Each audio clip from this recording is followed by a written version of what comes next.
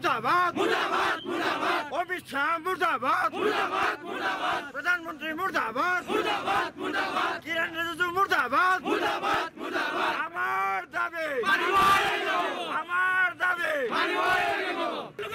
জিন্দাবাদ জিন্দাবাদ জিন্দাবাদ জিন্দাবাদ জিন্দাবাদ জিন্দাবাদ জিন্দাবাদ পাতালি খলিফা জিন্দাবাদ জিন্দাবাদ জিন্দাবাদ সরকার হাই হাই হাই হাই হাই ভাৰত চৰকাৰে ওয়াকফ সম্পত্তি সংশোধনী বিধেয়ক 2025 যেটো আনিছে আমি তাৰ তীব্ৰ বিৰোধিতা কৰিছোঁ।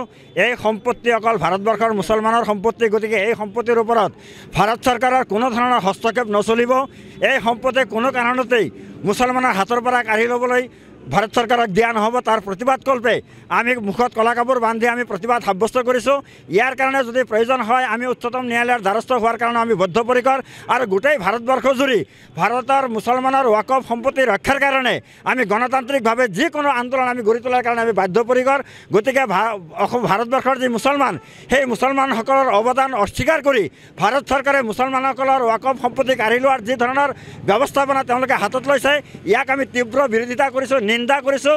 আমি ভাৰত চৰকাৰক আমি তীব্ৰ ভাষাৰে আমি গৰিহণা দিছোঁ যে ভাৰত চৰকাৰে পৰৱৰ্তী সময়ত যাতে কোনো কাৰণতে মুছলমানৰ যি ওয়াকফ সম্পত্তি সেই সম্পত্তি যাতে তেওঁলোকে হস্তক্ষেপ কৰাৰ কাৰণে ব্যৱস্থা গ্ৰহণ নকৰে। আপোনালোকে জানে যে ভাৰতবৰ্ষৰ ওয়াকফ সম্পত্তিৰ যি আইন আছে সেই আইন কেইবাবাৰো সংশোধন কৰা হৈছে, তাত কিন্তু আমি কোনো ধৰণৰ আপত্তি কৰা নাছিলোঁ। কিন্তু এইবাৰ বিজেপি চৰকাৰে ভাৰতৰ মুছলমানসকলৰ ওয়াকফ সম্পত্তিৰ যি আইন সেই আইন সংশোধন কৰাৰ কাৰণে যি ব্যৱস্থা গ্ৰহণ কৰিছে এই ব্যৱস্থাই মুছলমানৰ হাতত ওয়াকফ সম্পত্তি কোনো কাৰণতে সুৰক্ষিত নাথাকিব।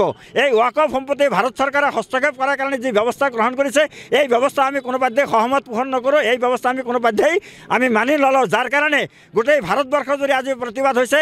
এই প্ৰতিবাদ অকল মুছলমানসকলে কৰা নাই, আপোনালোকে পাৰ্লিয়ামেণ্টত দেখা পাইছে যে তাত বিভিন্ন দলে অনা মুছলিম বিভিন্ন সাংসদে তেখেতসকলে উত্তাল প্ৰতিবাদ সাব্যস্ত কৰিছে।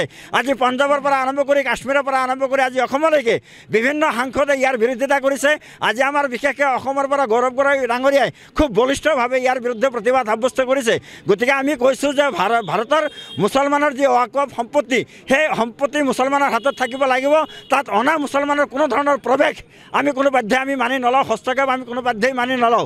তেওঁলোকে সংশোধনী বিধেয়কৰ জৰিয়তে এই ওয়াকফ সম্পত্তি বৰ্ডত তেওঁলোকে অনা মুছলমান মানুহক অন্তৰ্ভুক্ত কৰিব বিচাৰিছে আৰু ওয়াকফ সম্পত্তিলৈ যিকোনো ধৰণৰ বিতৰ্ক হ'লে সেই বিতৰ্ক নিষ্পত্তি কৰাৰ কাৰণে জিলা আয়ুক্তক যি ধৰণৰ দায়িত্ব আৰু কৰ্তৃত্ব প্ৰদান কৰিছে এই সংশোধনী আইনে, সেই সংশোধনী আইন আমি কেতিয়াও কোনো পধ্যে আমি মানি নলওঁ। কাৰণ আমি দেখা পাইছোঁ যে বাবৰি মছজিদৰ ক্ষেত্ৰত ন্যায়পালিকায়ো এটা সময়ত বায়েছ হৈ চৰকাৰৰ পক্ষত ৰায় দিছিলে।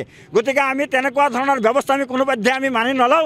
এই মুছলমানৰ সম্পত্তি, ইয়াৰ ওপৰত অকল মুছলমানৰ অধিকাৰ থাকিব। এই সম্পত্তি মুছলমানসকলে আমাৰ পূৰ্বপুৰুষসকলে আল্লাহৰ নামত তেখেতসকলে দান কৰি গৈছে। গতিকে এই আল্লাহৰ সম্পত্তিৰ ওপৰত কোনো চৰকাৰৰ নিয়ন্ত্ৰণ কোনো পধ্যেই হ'ব নোৱাৰে। কোনো চৰকাৰৰ নিয়ন্ত্ৰণ আমি মানি নলওঁ, যাৰ কাৰণে প্ৰতিবাদ সাব্যস্ত কৰিছোঁ। আৰু আপোনালোকক আমি মিডিয়া চেনেলৰ জৰিয়তে আমি গোটেই ভাৰতবৰ্ষক মুছলমানসকলক আমি আহ্বান জনাইছোঁ। তাৰ লগতে যিসকল ধৰ্ম নিৰপেক্ষ শক্তি আছে বা যিসকল ধৰ্ম নিৰপেক্ষ মানুহ আছে তেখেতসকলকো আহ্বান জনাইছোঁ, তেখেতসকলে যাতে অন্ততঃ মুছলমানৰ সম্পত্তিৰ সুৰক্ষা কৰাৰ কাৰণে ভাৰতবৰ্ষৰ গণতন্ত্ৰৰ এটা সুস্থ অৱস্থালৈ ঘূৰাই অনাৰ কাৰণে বিজেপি দলৰ যি কাৰচাজি, যি চক্ৰান্ত, সেই চক্ৰান্ত নস্যাৎ কৰাৰ কাৰণে মুছলমানসকলৰ লগত থিয় দি অন্যান্য জাতি জনগোষ্ঠীৰ মানুহসকলেও যাতে এই সংশোধনী বিধেয়ক যাতে কোনো কাৰণতে তেওঁলোকে গৃহীত কৰিব নোৱাৰে বা এই বিধেয়ক যাতে তেওঁলোকে আইনত পৰিণত কৰিব নোৱাৰে সংশোধনী বিধেয়ক, তাৰ কাৰণে ব্যৱস্থা গ্ৰহণ কৰাৰ কাৰণে আমি আহ্বান জনাইছোঁ। ধন্যবাদ।